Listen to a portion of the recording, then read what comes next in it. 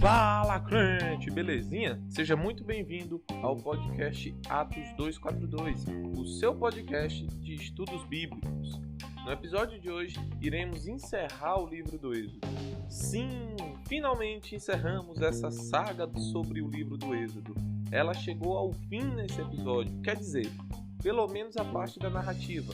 Nós ainda vamos estudar a lei e os mandamentos, porém esse tema ficará para o próximo panorama bíblico daqui a 2 semanas, mais ou menos. Pois, quando a gente for estudar a lei, eu quero estudar ela de uma vez. Isto é, eu quero te apresentar as porções dela que estão em Êxodo, Levítico, Números e Deuteronômio. Por isso, no episódio de hoje, nós iremos ver as seguintes porções do livro do Êxodo. Capítulos 17 e 18, e a gente dá um salto de capítulos para o capítulo 25, e daí nós vamos cobrir até o 40. Nesse conjunto de capítulos nós iremos estudar um vacilo, uma guerra, a importância de conselhos e o tabernáculo. Sim, o tabernáculo, aquela parte que você acha chata porque é um monte de descrição e acaba pulando. Se liga que Deus está vendo você pular essas páginas, tá bom? Eu sou o Pedro Henrique, esse é o Panorama Bíblico. Hoje tá quente, segue a gente e Deus é bom. Bora pro episódio. Vamos começar olhando o vacilo. E vacilo é apenas um eufemismo para dizer pecado. Esse vacilo está relatado em Êxodo 17, versículos 1 ao 7. A história começa assim. Por ordem do Senhor, toda a comunidade de Israel partiu do deserto de Sim e andou de um lugar para o outro. Por fim, acamparam em Refidim, mas ali não havia água para beberem. Mais uma vez o povo se queixou de Moisés e exigiu: dê-nos água para beber. Moisés retrucou: por que brigam comigo? Por que põe o Senhor à prova? Esses são os 2 primeiros versículos do capítulo 17. Veja só. O povo de Israel estava no deserto de Sim, vagou por um tempo e por fim estabeleceu acampamento em um local chamado Refidim. Em hebraico, Sim significa deserto, já Refidim significa descanso. Porém, como você pode perceber pelo versículo 2 que eu acabei de ler para você, esse descanso não era tão pacífico, pois não havia água para o povo beber. E aqui eu acho que dá para a gente tecer alguns comentários. O primeiro é sobre descansar em Deus. Eu acho que muitas vezes nós temos a noção errada do que é descansar em Deus. Por vezes, nós acabamos transformando o descanso em um ídolo, isto é, valorizamos mais estar nesse estado pacato e tranquilo, com as contas pagas, relaxado, suave, do que estar na presença de Deus. Em outros momentos, pensamos que os pastos verdejantes que trazem descanso para a nossa alma, como diz o salmista no Salmo 23, que fala que nós somos as ovelhas do bom pasto do nosso Senhor, são locais de recompensa após uma jornada ou temporada onde fomos provados e pela fé aprovados. Contudo, eu acho que isso é perigoso. Eu creio que o local de descanso, assim como o deserto ou os momentos de adversidade, exige fé, e muita fé. Para entender isso, vejamos os tempos de descanso estabelecidos pelo Senhor: o sábado, o Shemitah, ou o ano sabático, e o jubileu. Em todos esses tempos, o povo não deveria trabalhar, ou seja, não deveriam colocar nenhum tipo de esforço no plantio ou colheita. Eles deveriam parar tudo e crer que não lhes faltaria coisa alguma. Logo, descansar implica em ter fé e crer na providência divina, na ação do Senhor. Descansar, tirar um dia de descanso numa semana de trabalho ou um ano, como os israelitas eram chamados a ter, é crer que Deus vai prover e que Deus vai agir em nosso favor mesmo quando nós pararmos de trabalhar. Porque isso nos lembra de que o nosso sustento e o nosso trabalho não vem pela nossa ação, mas vem pela ação do Senhor, pela provisão do Senhor. Isso pode não, isso deve ser aplicado a essa situação do capítulo 17 de Êxodo. O povo deveria crer na provisão do Senhor, porém eles murmuraram e acabaram pecando contra o Senhor. Olha o que diz o versículo 3. Afligido pela sede, o povo continuou a se queixar de Moisés. Por que você nos tirou do Egito? Quer matar de sede a nós, nossos filhos e nossos animais? Velho, esse é mais um teste em que eles falham. A Bíblia deixa muito claro que a murmuração não é aceita por Deus. Pelo contrário, ela é condenada por ele. Se você for em Filipenses 2 e ler os versículos 14, 15 e 16, você vai encontrar o seguinte: Fazei todas as coisas sem murmurações nem contendas, para que sejais irrepreensíveis e sinceros, filhos de Deus inculpáveis no meio de uma geração corrompida e perversa, entre a qual resplandeceis como astros no mundo, retendo a palavra da vida, para que no dia de Cristo possa gloriar-me de não ter corrido nem trabalhado em vão. O versículo 14 do que eu acabei de ler para você em Filipenses diz para fazermos sem murmuração ou contenda, e outras versões trazem sem queixas nem discussões. Mas você deve se perguntar, fazer o quê? E a resposta está um pouco antes, no versículo 12 desse mesmo capítulo de Filipenses, que o apóstolo Paulo fala que nós devemos obedecer. Logo, quando o Senhor nos manda fazer alguma coisa, assim como ele mandou Israel sair de Sim para Refidim, a gente obedece e crê que nós estamos seguindo a direção do Senhor, que é a melhor para nossas vidas. Além disso, a murmuração que o povo tem nesse momento é pecaminosa por não só demonstrar uma falta de fé, mas também porque ela é o oposto do que Deus espera de nós. E o que é que Deus espera? Segundo 1 Tessalonicenses capítulo 5, versículo 18. Nossa, eu tô falando aqui ligeiro, né, mano? Em pouco tempo já descarreguei um monte. Deixa eu reduzir o ritmo aqui para você acompanhar. E o que é que ele espera? Que em tudo demos graça. Que saibamos louvá-lo. Que sejamos gratos a ele. E que o exaltemos em todos os momentos. Veja só, não confunda dar graça em tudo com ser grato por tudo. É muito difícil ser grato em meio a más circunstâncias. Mas o que o Senhor espera é que, apesar das circunstâncias, nós tenhamos um linguajar diferente. Um linguajar que o reconhece como Senhor, como que o reconhece como Salvador. Diferente do que o povo fez. Porque o povo preferiu o linguajar da murmuração. O povo preferiu o linguajar da queixa. O povo preferiu não o reconhecer como Senhor. Preferiu reclamar e pô-lo à prova, como a passagem fala. E esse episódio é tão marcante, esse vacilo do povo é tão marcante para Moisés e para toda a história de Israel, que olha o que é que a Bíblia fala no versículo 7. Moisés chamou aquele lugar de Massá e Meribá, pois o povo de Israel discutiu com Moisés e pôs o Senhor à prova, dizendo: o Senhor está conosco ou não? Massá e Meribá significam respectivamente prova e contenda. Ou seja, aquilo marcou tanto a trajetória de Israel que eles criaram um marco. Eles transformaram a memória que eles tinham em relação a um lugar. E o lugar passou a ser chamado não mais de descanso, não mais de lugar de repouso, mas de prova e contenda. Como se a memória afetiva do povo, a memória cultural do povo, ficasse não mais atrelada ao descanso, mas à reclamação. E eu estou viajando aqui, nesse momento que eu gravo esse episódio para você. Como muitas vezes os locais em que nós deveríamos ter as melhores memórias afetivas se transformam nos locais em que nós acabamos por nos lembrar das maiores provas e adversidades. Mó louco, né, tio? Ou tia, não sei. Contudo, crianças, glória a Deus. Louvado seja o nosso Senhor, porque Ele é misericordioso. E apesar da dúvida e da contenda do povo, Deus age. Só que, é claro, existem algumas consequências.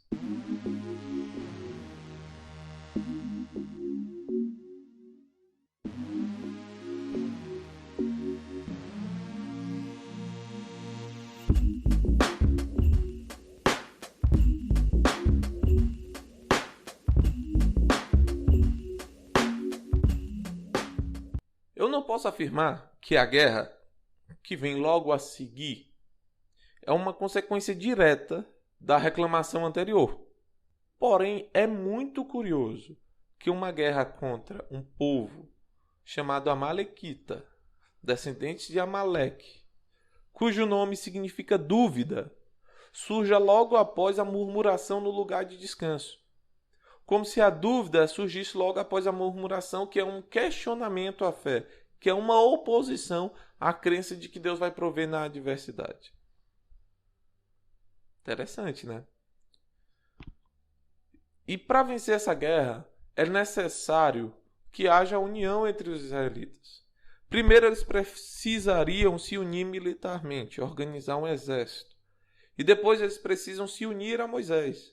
Pois na murmuração, se você voltar para os versículos 2 e também olhar o versículo 4 desse capítulo 17, eles ficaram contra Moisés. Contra Deus e contra Moisés. Né? É aquela coisa, se você pegar uma situação em que, por exemplo, as pessoas estão no supermercado e a fila do caixa está grande, eles se revoltam muitas vezes contra o caixa e não contra o dono do supermercado. A mesma coisa acontece em bancos, as pessoas ficam chateadas com o funcionário do banco, não com o banco. A gente sempre procura alguém para ser o alvo da nossa chateação, né? A mesma coisa acontecia com Moisés. Como o povo não via Deus, eles reclamavam contra Moisés. E aqui eu lembrei de uma coisa que nem está aqui no roteiro que eu estou falando para você, mas eu lembrei algo interessante. Lá na primeira epístola de João, se eu não me engano, ele fala que não é possível amar a Deus se a gente não amar ao próximo. Porque, segundo o apóstolo, como é que nós vamos amar a Deus que nós não vemos, se nós não amamos o nosso irmão a quem nós vemos? Então, se o povo não está amando Moisés, a pergunta que a gente tem que se fazer é: eles amam a Deus? E você? E você, pequeno ou pequena padawan? Ama a Deus? Se a resposta for sim, você ama o próximo? Fica aí para você refletir na sua vida, não é mesmo? Porque de tapas na cara, não só eu levo, mas você também, enquanto você ouve esse podcast, porque é muito tapa, é muito grito, porrada e bomba. Não tem nada a ver isso. Mas vamos voltar. O interessante, como eu disse, era que houve essa união em torno de Moisés, porque mais do que um líder que era necessário, eles precisavam também de Moisés por uma questão espiritual. A palavra fala, relatando aqui essa guerra, a propósito, eu não mencionei isso antes, mas vou mencionar agora. Essa guerra é uma continuação, tá? Então, a murmuração acontece dos versículos 1 ao 7 do capítulo 17, e a guerra está do 8 ao 16, se eu não me engano, tá bom? É o final do capítulo 17 a partir do versículo 8. Então, vamos voltar. Para que eles pudessem ganhar, Moisés sobe a um monte e estende as mãos em direção ao exército israelense. Porém, você já tentou ficar muito tempo com os braços erguidos? Pesa. E pesava e Moisés cansava e baixava os braços para descansar. Quando isso acontecia, o exército começava a perder a guerra. E aí Moisés levantava de novo. Quando ele levantava os braços, o exército voltava a ganhar. Só que ele não conseguia ficar nisso e toda hora ele baixava o braço. Até que dois caras, Arão e Hur, se unem a Moisés, um de cada lado. E eles seguram os braços de Moisés para que ele se mantenha com os braços levantados. E assim Israel vence a batalha. E aqui tem algumas curiosidades a respeito dessa ação de Arão e Hur, em especial sobre Hur, que é a curiosidade que eu tenho para te dar. Hur, logo depois, ficaria encarregado, juntamente com Arão, de cuidar de todo o povo, enquanto Moisés retornava ao Monte Sinai para receber as tábuas da lei e as instruções do Senhor acerca da construção do tabernáculo. Isso está lá em Êxodo 24:14. O neto de Hur, que é Bezalel, é o cara que é encarregado dos trabalhos artesanais no tabernáculo. E uma outra curiosidade ainda sobre essa passagem da guerra contra os amalequitas é que os amalequitas serão figuras recorrentes na história de Israel.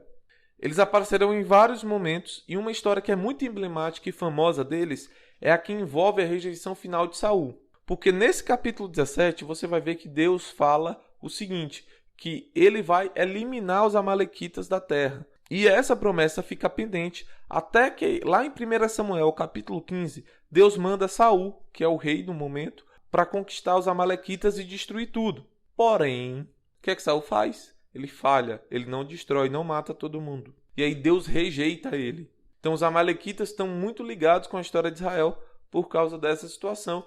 E também, depois dessa história de Saul, os amalequitas aparecerão em outros momentos. E para encerrar, aqui Moisés chama o Senhor de Jeová Nissi, que significa o Senhor é a minha bandeira, né? E aí eu acho que tem muita referência à questão do exército, porque eles formaram um exército para a batalha, né? E todo exército carrega uma bandeira que identifica o povo ao qual aquele exército pertence. E quando Moisés fala, a meu ver, que o Senhor é a bandeira deles, ele está dizendo que aquele exército não pertence a homens, mas é que aquele exército pertence ao Senhor, porque o próprio Senhor deixa muito claro quando ele aparece para os israelitas no monte que ele tomou os israelitas como sua propriedade especial. Amém? Então, isso é super importante, tá bom? E sobre a guerra é isso. Esse I ficou muito agudo, mas você diminui o volume quando você ouvir esse I. Então, sobre a guerra é isso. Sobre o vacilo eu já falei. Bora para a parte 3, que é o conselho.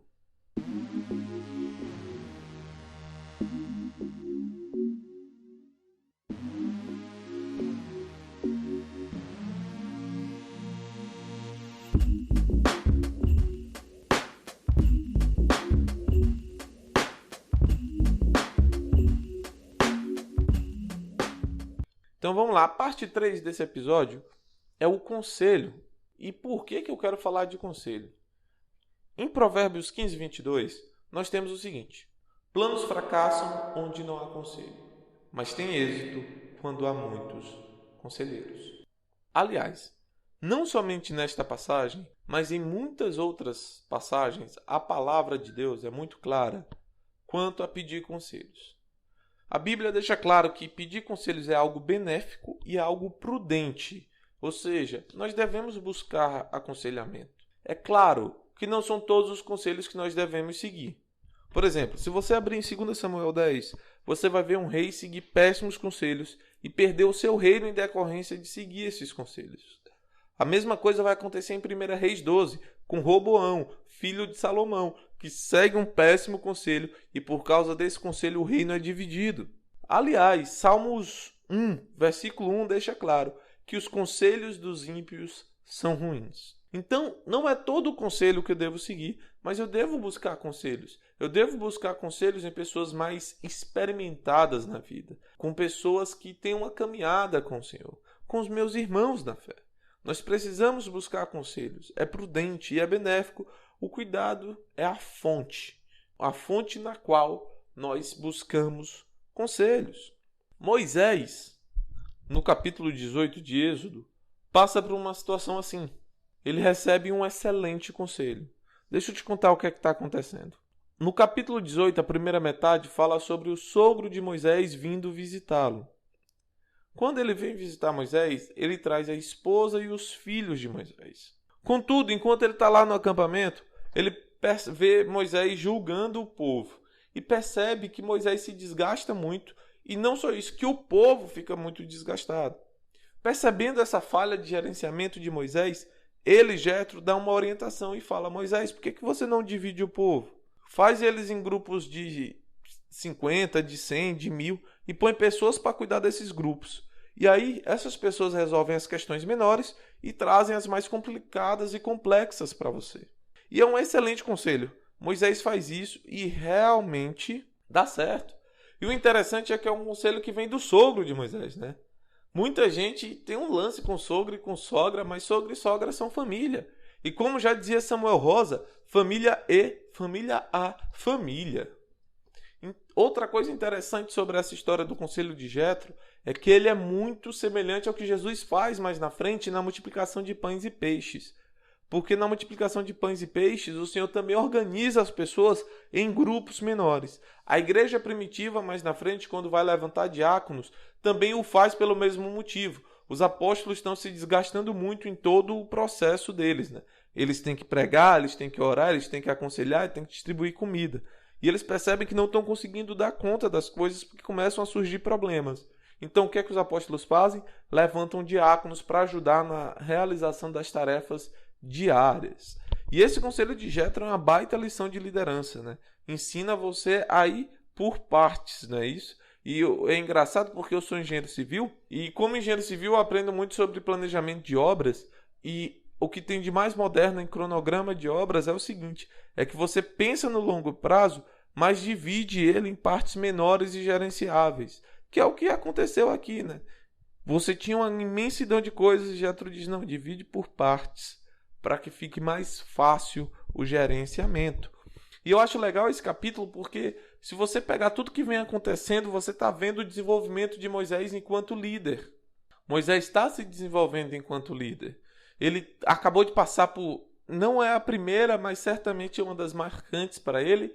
Uma mini rebelião ali, uma mini contenda com o povo. Ele passou por guerra e agora ele está sendo capacitado na administração de toda aquela situação. Porque ser líder não é somente você estar ali no sobrenatural, né? no secreto com o Senhor, não é só ter o teu tempo devocional com Deus. Ser líder também é cuidar das questões administrativas e burocráticas. E você precisa de capacitação para lidar com as questões administrativas e burocráticas e também precisa de capacitação para lidar com as questões devocionais, aconselhamentos e questões ministeriais. Então aqui é importante você, se é um líder novo, buscar aconselhamentos com líderes já que com mais tempo de estrada, para que possam te guiar nessa fase e orientar você. Então, conselhos são importantes. E é importante buscar capacitação também. E esse é o tópico 3. Eu falei do vacilo, falei da guerra, falei do conselho e agora vamos para o grosso, digamos assim, para a maior parte da aula, que é o tabernáculo.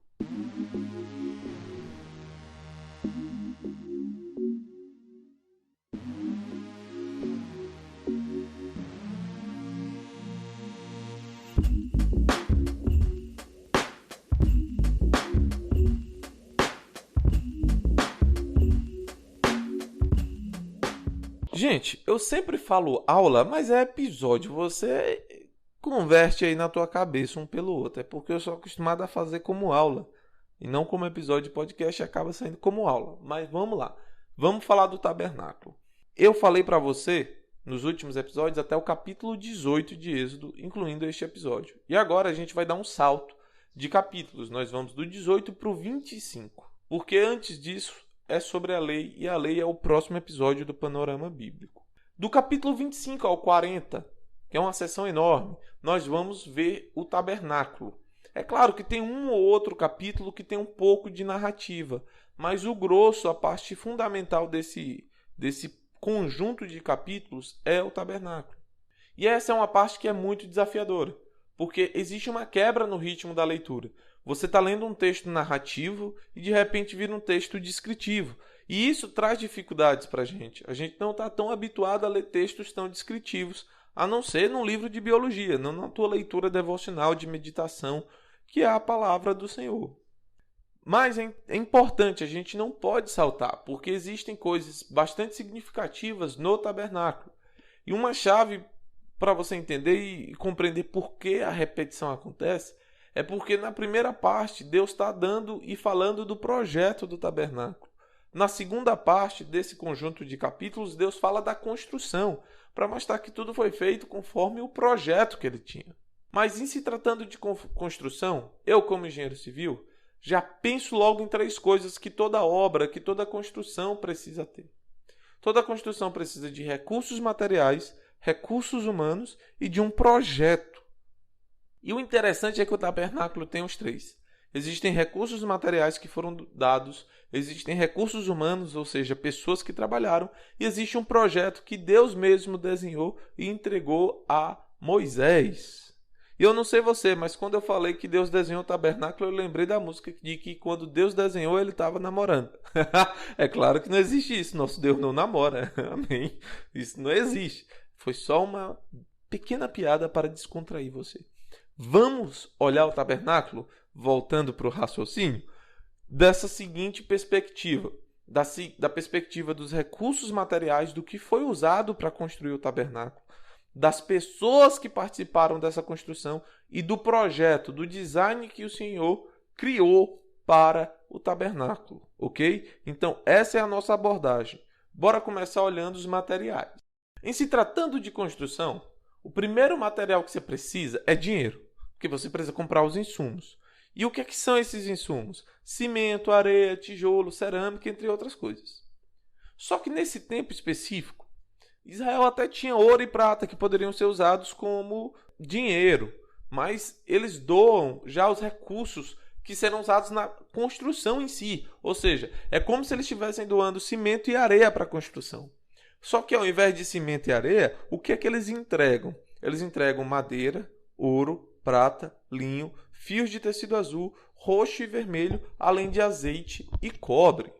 Talvez você ache estranho essa lista, porque madeira, ok, faz sentido uma construção de madeira, mas linho, fios de tecido, azeite, cobre. Sim, meu irmão e minha irmã, tudo isso foi usado para o tabernáculo. Ou foi usado como parte da estrutura, no caso da madeira, e dos fios. Os fios de tecido vão formar as paredes. Por quê? Porque não se usava tijolo, mas usaram os fios porque o tabernáculo era uma tenda móvel. E ela era montada e desmontada conforme os israelitas estabelecessem ou não acampamento. E ela deveria ser levada pelos levitas. E existe mó procedimento em relação a isso. Não era de qualquer maneira que os levitas desmontavam essa tenda e montavam. Existia um procedimento adequado e correto para se fazer. Então, os fios formavam os tecidos da tenda. Já azeite, cobre e o ouro eram usados nos utensílios do tabernáculo. O ouro e a prata não foram usados como dinheiro para comprar coisas. Eles foram usados muitas vezes para serem revestimentos, ou seja, tinha uma coluna de madeira e revestia-se ela com ouro. Ou tinha uma bacia que era revestida com ouro e por aí vai. Então, todos esses materiais são usados. Contudo, eu quero te dizer um negócio. Tem algo muito interessante sobre o linho. Olha o que diz em Apocalipse 19:8. Ela recebeu um vestido do linho mais fino, puro e branco, porque o linho fino representa os atos de justiça do povo. Ou seja, existe um significado por trás dos materiais, creio eu, mas o linho é essa figura usada para falar da justiça, da retidão. Talvez você esteja se perguntando, mas Israel não era um bando de pessoas recém-saídas do Egito que estavam no deserto? De onde é que eles conseguiram tantos recursos? Em uma primeira instância, esses recursos claramente vieram do povo. E vieram de maneira voluntária, foram doados mesmo. Olha o que é que diz em Êxodo 25, do 1 ao 7. O Senhor disse a Moisés: diga ao povo de Israel que me traga suas ofertas. Aceite as contribuições de todos cujo coração os dispuser a doar. Aqui está uma lista das ofertas que você aceitará deles: ouro, prata e bronze, fios de tecido azul, roxo e vermelho, linho fino e pelos de cabra para confeccionar tecido, peles de carneiro tingidas de vermelho e couro fino, madeira de acácia, óleo de oliva para as lâmpadas, especiarias para o óleo da unção e para o incenso perfumado, pedras de ônix e outras pedras preciosas para serem fixadas no colete e no peitoral do sacerdote. Nessa passagem que eu li para você, você tem tanto a lista de materiais quanto o fato de que foi algo doado, algo de coração, foi voluntário o que aconteceu. A entrega de recursos é completamente voluntária, tá certo? Em uma segunda instância, esses recursos todos vieram do próprio Egito. Como assim do Egito? Se você voltar para Êxodo 12, versículos 35 e 36, você verá que os egípcios deram esses recursos aos israelenses em cumprimento a uma promessa que Deus fez antes, em Êxodo 3. Aí você percebe que a provisão de Deus sobre Israel tinha um propósito muito maior. Mais do que subsistência, o dinheiro serviria para a construção do tabernáculo, ou seja, havia um propósito eterno para o dinheiro. E eu acho que isso deveria falar conosco, porque a pergunta que tem que vir à nossa mente é agora: como eu gasto o meu dinheiro? A quem eu oro quando o salário cai na minha conta? Eu oro a Deus ou a Mamon? E minhas atitudes refletem a oração que eu faço? Não me entenda mal. Não há nada de errado em usar os recursos financeiros que o Senhor coloca em nossas mãos para comprar comida, roupa e até mesmo para gastar com entretenimento. O problema é usar o dinheiro somente com esses fins. Nós devemos ser generosos e devemos contribuir com e para a obra de Deus. Como diz o pastor Luciano Subirá, o dinheiro pode ser tanto pão, ou seja, usado para a subsistência, quanto semente, ou seja, usado para investir, para doar para o reino. Quando a gente usa o dinheiro como semente, aí sim ele entra no propósito maior, ele entra no propósito eterno. E não adianta dar e doar de qualquer maneira. Veja que nessa passagem de Êxodo 25, se você olhar o versículo 2, Deus fala em disposição para doar. Ou seja, deve surgir no nosso coração a vontade de entregar esse dinheiro. E não devemos fazê-lo como obrigação. E eu vou te falar, é muito fácil se corromper nesse sentido. No sentido de transformar o dinheiro de uma ferramenta para um ídolo. No sentido de deixar de usar o dinheiro com um propósito eterno para usá-lo somente com um propósito terreno. Isso acontece com o próprio povo de Israel no deserto. Veja Êxodo 32, dos versículos 1 ao 8. Nessa passagem você vai ver a história do bezerro de ouro. O povo vai construir um ídolo em forma de bezerro com o ouro que eles tinham. Sim, o ouro que eles receberam do Egito, que era para glorificar a Deus no tabernáculo, que era para glorificar a Deus em seu uso, se torna um ídolo, como eu falei. O dinheiro deixa de cumprir um propósito eterno para cumprir um propósito terreno, para satisfazer desejos carnais. É claro que essa idolatria traz consequências gravíssimas. A primeira é que a ira de Deus é derramada sobre o povo. Se você continuar lendo dos versículos 8 ao 10 do 32, você vai ver isso. Segundo, a idolatria, ela descamba, não sei se você conhece essa palavra, mas ela culmina em pecado sexual. Está no versículo 25 do capítulo 32 de Êxodo e também Romanos 1 fala sobre isso. Além disso, a idolatria aí vai provocar morte e separação de Deus. Haverão 3.000 mortos por causa dessa idolatria. Isso está em Êxodo 32, 28. Além de tudo isso que eu te falei, de todas essas consequências nefastas por causa da idolatria, do desvio de propósito, da ira de Deus, do pecado sexual, da morte e separação, é interessante você observar a repetição dos erros. Cara, o pregador em Eclesiastes é de uma precisão absurda. Ele fala que não há nada novo debaixo do sol.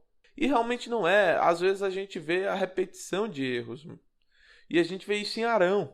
É muito semelhante com Adão. É o sacerdote falho que transfere a culpa a outros. Vou ler 2 versículos para você ver isso. Gênesis 3,12 diz assim: o homem respondeu, o homem aqui é Adão: foi a mulher que me deste, ela me ofereceu do fruto e eu comi. Já em Êxodo 32, 22 diz: não fique tão furioso comigo, meu senhor, respondeu Arão. Você sabe como este povo é mau. Veja as duas situações.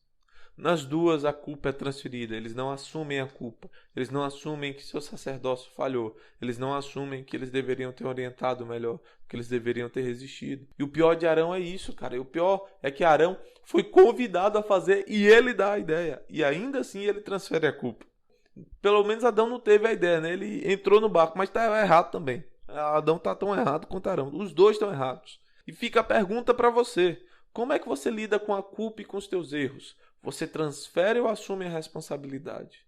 Mas glória seja dada a Deus, cara, porque ele não desiste. Ele insiste. E ele tinha um propósito bem maior ao construir o tabernáculo. Êxodo 25:8 diz que instrua os israelitas a construírem para mim um santuário, para que eu viva no meio deles.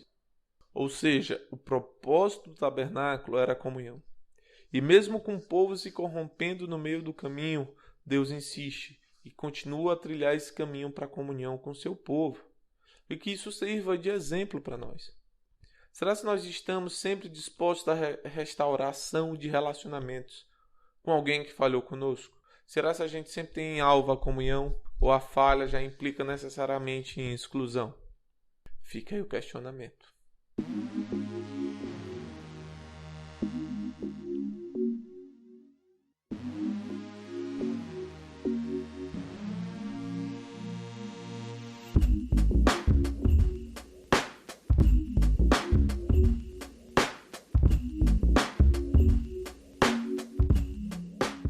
Nem só de cimento e de areia se faz uma casa. Afinal, a construção ainda é uma das indústrias mais manuais e artesanais que nós temos. Uma obra é quase uma manufatura. E o mesmo se aplica ao tabernáculo. Era necessário mão de obra. E quanto a isso, é importante destacar que Deus capacita os homens. Olha o que diz em Êxodo 35, 30 até o 36, 2. Eu não vou ler tudo, eu vou ler um versículo para você. Presta atenção. É o versículo 1 do capítulo 36. O Senhor deu sabedoria a Bezalel, a Aholiabe e aos demais artesãos talentosos e os capacitou com habilidade e entendimento para realizarem todas as tarefas relacionadas à construção do tabernáculo. Eles o construirão conforme o Senhor ordenou. À primeira vista, a impressão que temos é que a habilidade dada pelo Senhor aos trabalhadores ocorreu naquele momento, ou seja, os caras estavam de boa e Deus veio com a capacitação para eles fazerem o templo. Mas eu creio que não é bem assim.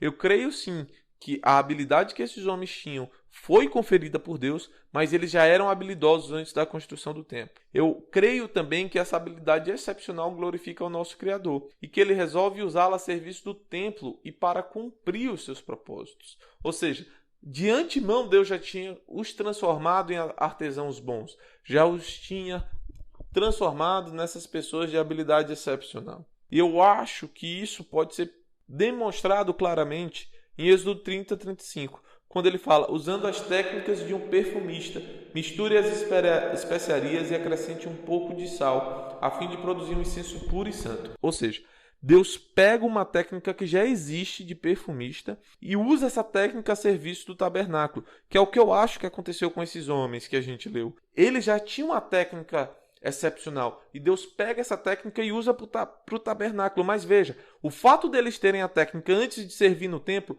não quer dizer que essa técnica já não fosse uma dádiva de Deus e que não fosse algo que fosse feito para glorificá-lo. Era sim, a técnica excepcional era uma técnica que era dádiva do Senhor e que já era feita e pensada para glorificar o Senhor à medida que ela fosse usada.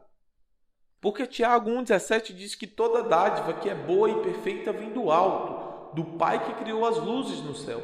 Nele não há variação nem sombra de mudança. Ou seja, toda grande habilidade boa vem do Senhor, inclusive o nosso trabalho. A nossa habilidade excepcional ou ordinária ou normal no trabalho é uma habilidade que é uma dádiva de Deus. E ela tem que ser feita e usada para glorificá-lo. E eu creio que não só ela tem que ser usada para glorificá-lo dentro da igreja, mas fora. O trabalho feito com excelência e zelo glorifica também ao nome do Senhor. Amém? E algumas considerações finais aqui sobre os recursos humanos e a gente vai olhar o projeto, o design do tabernáculo. Vamos lá, considerações finais. Assim como foi natural esses caras trabalharem no templo, eu creio que é natural que surja o desejo em nós para servir na casa do Senhor. E que é o Espírito Santo que nos capacita para esse trabalho. E não só para o trabalho na casa de Deus, mas é o Espírito Santo que nos transforma em casa para Deus. Eu creio também que Deus é quem provê os recursos e dá a habilidade necessária para fazermos o que Ele nos chamou a fazer. E que uma grande lição para aqueles que trabalham em tempo integral na obra, que estão plantando igrejas e etc., é que trabalhar na obra necessariamente vai exigir que você creia que Deus vai prover o recurso necessário e as pessoas corretas. E bora para o projeto.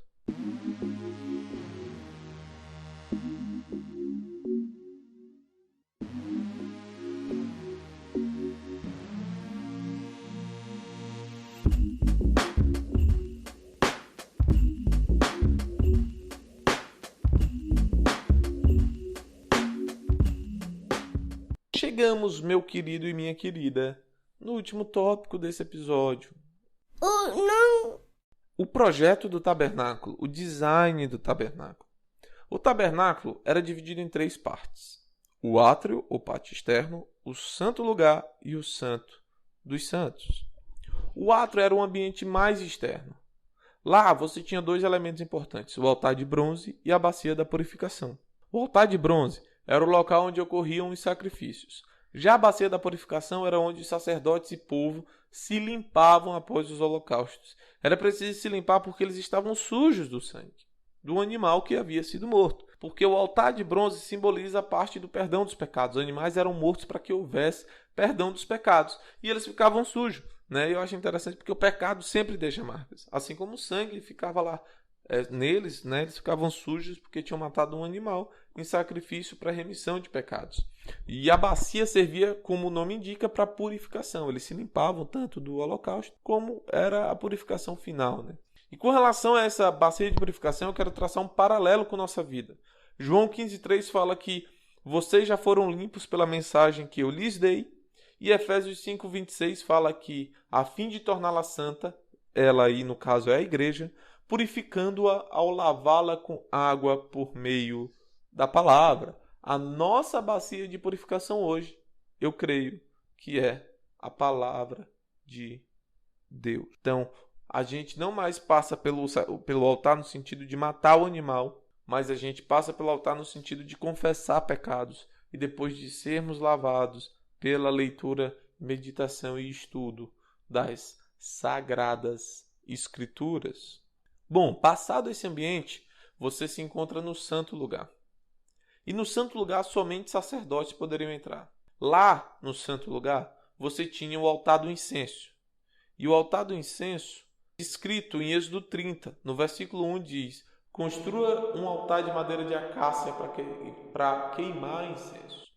E o altar do incenso representa nossas orações. De onde eu estou tirando isso? Salmo 141, versículo 2 fala: aceita minha oração como incenso oferecido a ti, e minhas mãos levantadas como oferta da tarde.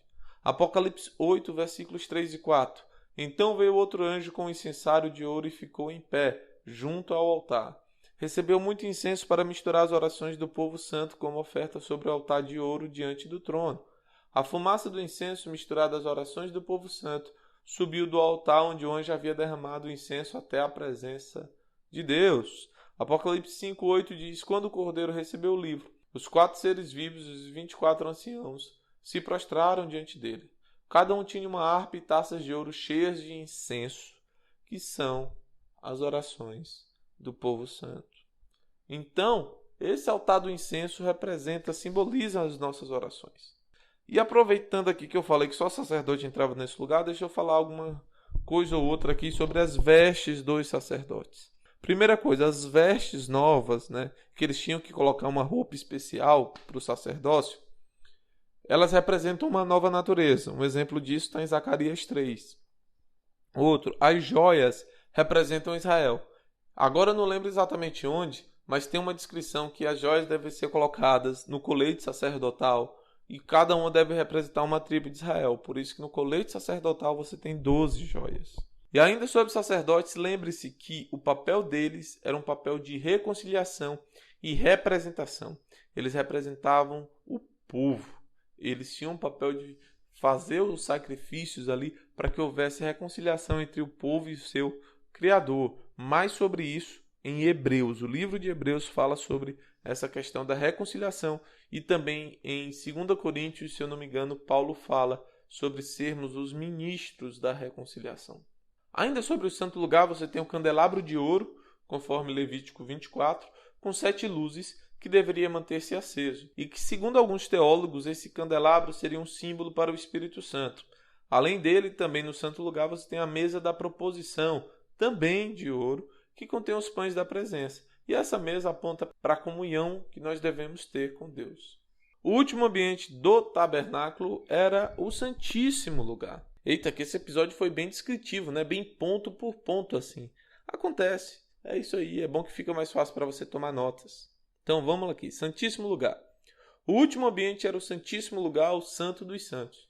Ali a presença de Deus se manifestava.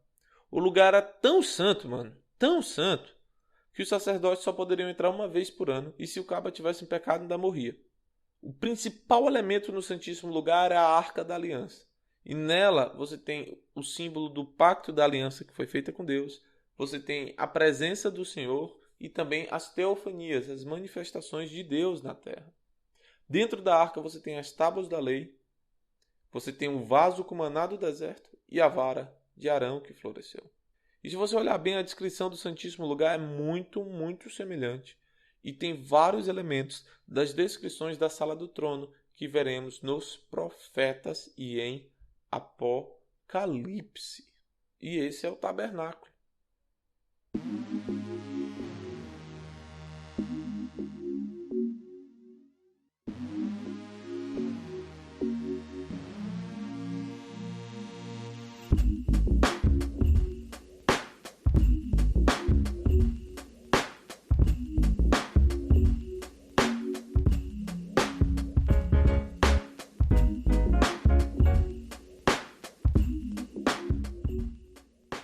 Pois é, meu irmão e minha irmã, esse foi o episódio de hoje.